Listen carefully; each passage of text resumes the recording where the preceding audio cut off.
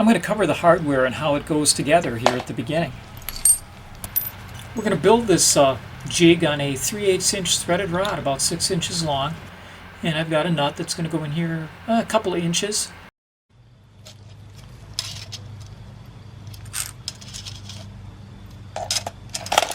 And next we'll slip on a lock washer, and then a smaller washer, followed by a bigger one.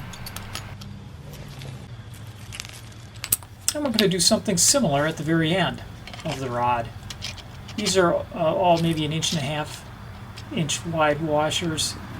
This one is 1/8 inch thick. It needs to be pretty stout. It's going to be undergoing some force.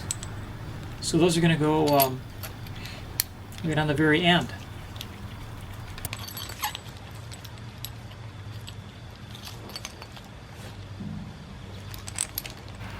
We'll separate those two sets because in between goes our something special. Our split washer, which we've cut in half with an angle grinder. It's about 2/4 inch in diameter and 1/8 inch wide. Nice and thick.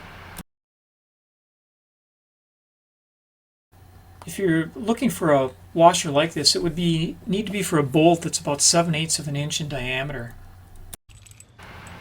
These two sets of nuts and washers are going to form a sandwich around this split washer, which is going to be the kind of the active ingredient that's going to be up against the bearing and help us pull it out. Keep everything centered.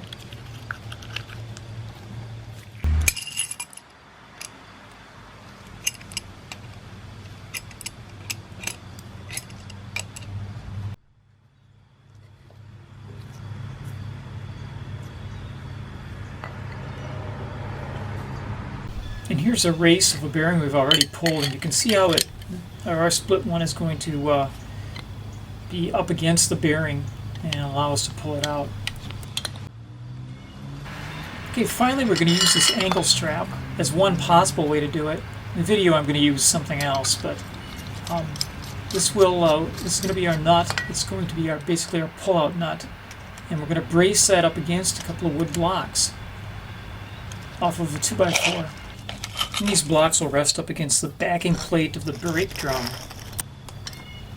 Now this might be something you could commonly find around your house, but I happen to have an old lawnmower blade that I pressed into service here before it wound up going to the recyclers, and that's what I'm going to use here as my piece of metal brace. Put a washer on there, and again the same nut, same principle as before. You can use about anything you might have lying around that's sturdy enough, chunk of metal, to withstand some of the forces that this will encounter. Okay, let's get started. Let's take out the seal on this 2000 F150. So that inner washer can be as big as you can get it and still be able to slip it inside the seal or bearing. This is the bigger the better.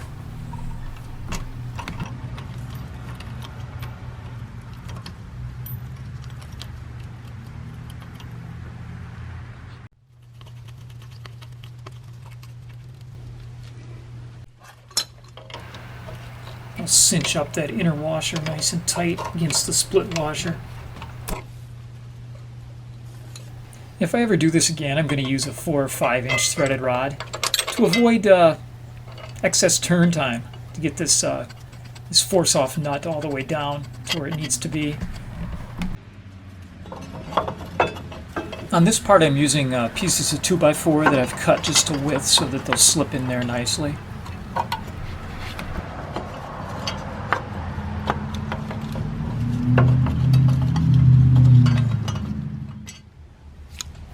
So I wound up using a big crescent wrench on this. If I had used a shorter threaded rod, I could have used a socket and ratchet probably. Would have been easier. But I had to use this big one because I needed something that could give me some torque. It takes quite a few turns.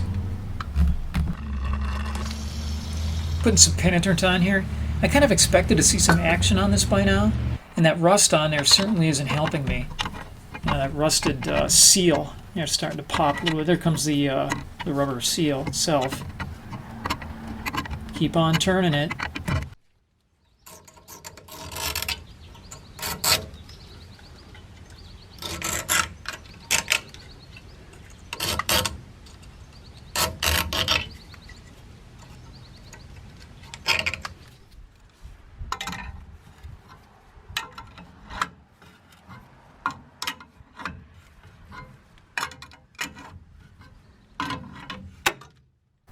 Okay, here we go. It finally gave way.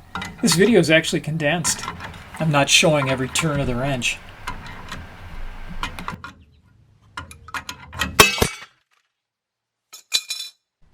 Well, that thing was due. During my initial try, I positioned my jig behind the bearing, but it actually was putting some side torque on those rollers, which was causing my whole jig to kind of bend. So I took that out and decided to remove the rollers themselves. There's a spring steel ring on there that holds the rollers. It's not very thick. It can easily be cut out with a recip saw like this.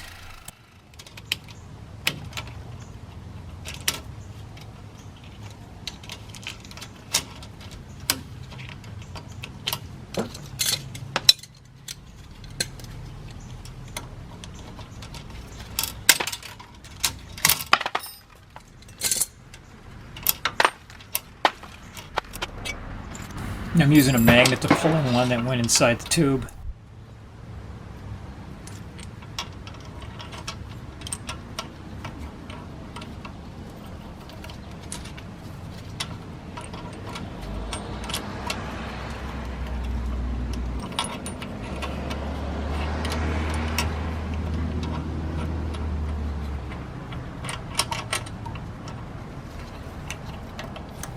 It's just easier to get that split washer up against the lip on the outer portion of the race.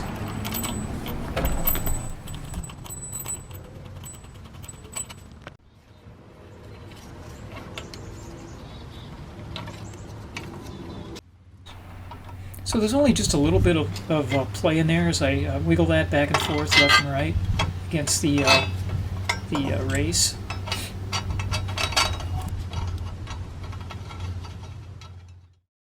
Okay, now I've got those smaller wood blocks in there, and I've got the grain end to end, which is a stronger position for resisting the forces involved. Okay, I'm speeding this up because there are a lot of turns involved before we get to the point where we get some action, some movement here on this bearing. It's getting really hard to turn here. I need every bit of length on this crescent wrench.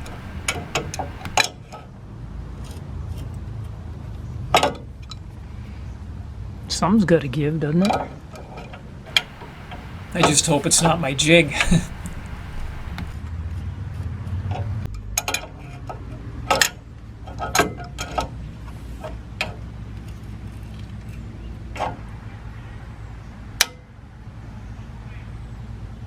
think I heard it finally, something give there.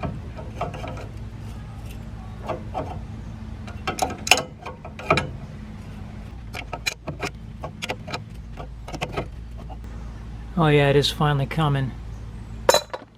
Change our angle to the side so when it comes flying out it doesn't hit the camera.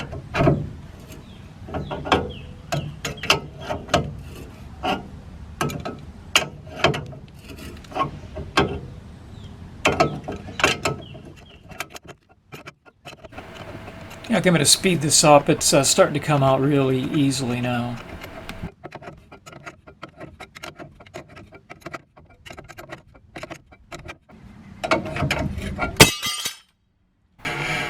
Let's look at that in slow motion.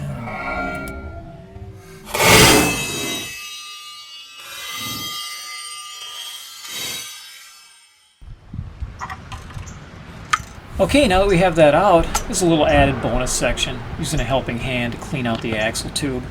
And then we're also going to show the install of the bearing and the seal. Stay tuned.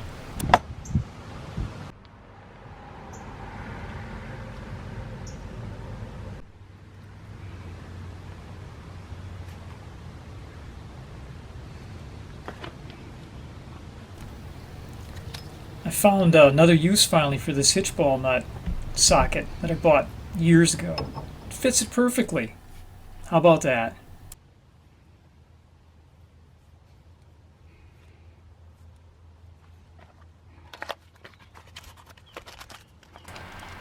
I had this bearing in the freezer overnight, so the grease doesn't go on real easily.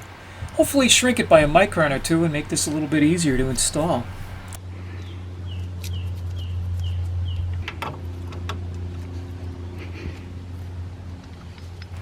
have a 3/4 to 1/2 inch adapter in there, socket adapter, that it's going to help me hit this dead center.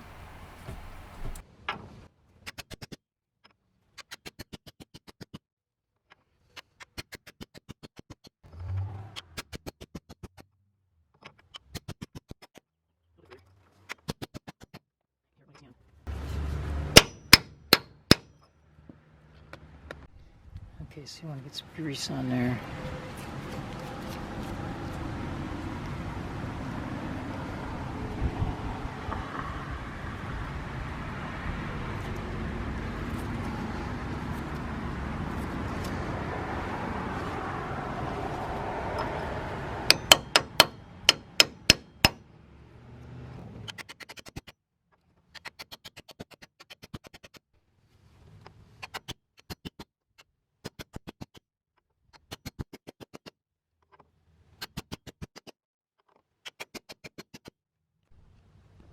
So why not just buy a tool, buy a puller, and put something together out of hardware you can find in your basement and garage? I don't know, it's just fun. I feel like I beat the system. Another tool I don't have lying around. Hey, thanks for watching, and please subscribe for more videos to come.